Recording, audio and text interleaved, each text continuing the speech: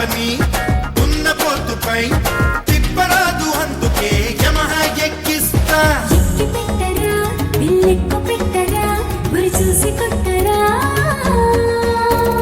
వెట్టి సోకుతో పై చరణి ఒడ్డుపై